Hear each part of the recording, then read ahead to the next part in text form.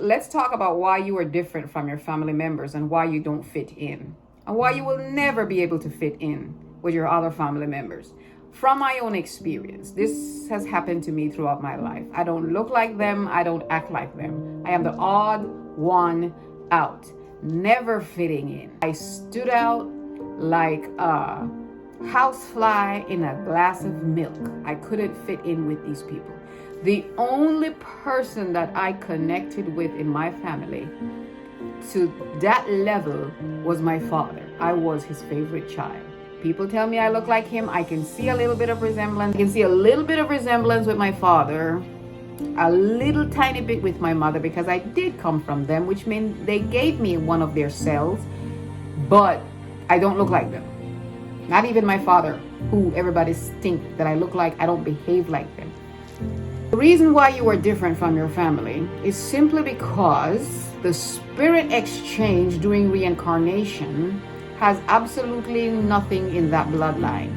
But it came into that bloodline because it came there to do something within this generation of this particular family. And the spirit agreed to come into this family and do something. And I know for 100% fact, because of my own life experiences, that it came to break generational curses. It came to set the captives free.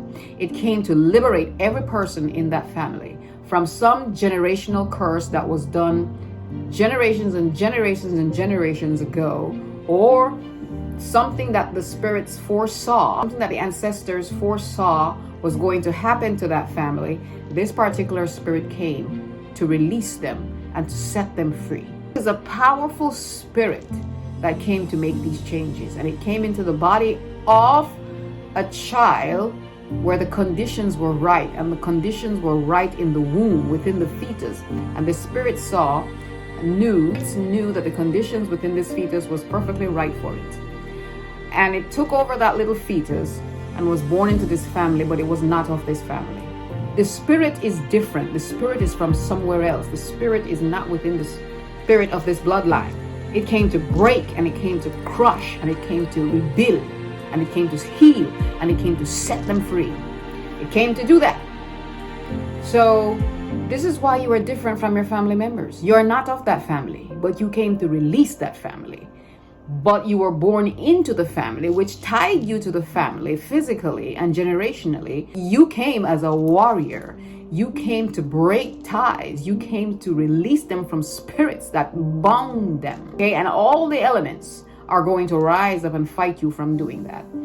The reason why you look different is because we tend to resemble the spirits that overtake our consciousnesses.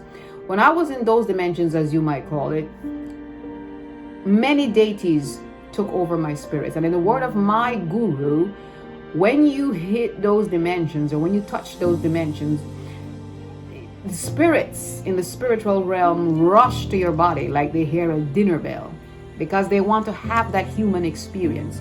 Well, these spirits rushed into my body, not without my permission. I gave them permission.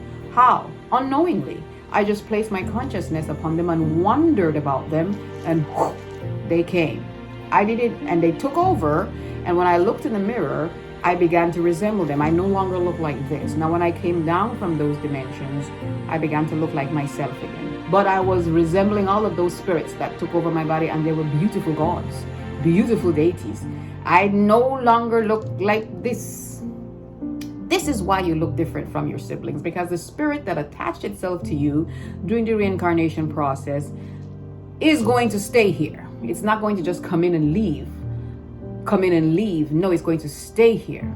And that is why you're resembling someone else. That is why you don't resemble the rest of your family. That's why you don't think like the rest of your family. That's why you don't behave like the rest of your family. Because an exchange took place in the spiritual dimensions. Even for me, it is possible for more than one consciousness to invade the body of one being. When I was in those dimensions, as you might call it, more than one deity was within me. There was more than one. I would say there was 3, 4 at one time, which is where we get split personalities. This consciousness, and then that consciousness, and then that consciousness, and you have all of these personalities because you have more than one consciousness within you. You have more than one spirit within you, and you're splitting from you're behaving like each one. And if only I would have captured that on camera. But when you are in those dimensions, experiencing what you're experiencing, you don't think about camera. You don't think about, let me capture this, because you are no longer full human. So you're not thinking, you're literally feeling like you're going to stay this way forever. So why capture it on camera? Because you feel infinite, immortal. So you're not thinking, I am going to have to capture this on camera so that I can look at it later, or show people later, or use this for educational purposes later, because you're not thinking later. Everything is now. Everything is infinite. Everything is universal. Everything is oneness. So I can't explain it, but needing to capture this on camera to use it later. The only reason I was able to capture those testimonies that I place out there, where I was not full human, I was more spirit. The only reason why I did that was because something prompted me to capture this on camera. This is why you are different. This is why your personality is different.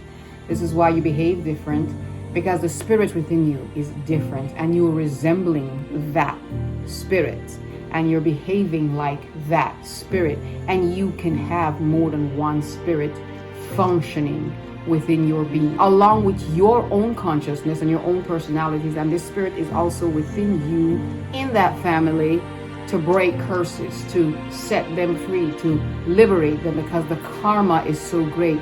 There could be two of you, two consciousnesses in one being. If you notice something in my videos, you will see that I talk like this, like a regular person.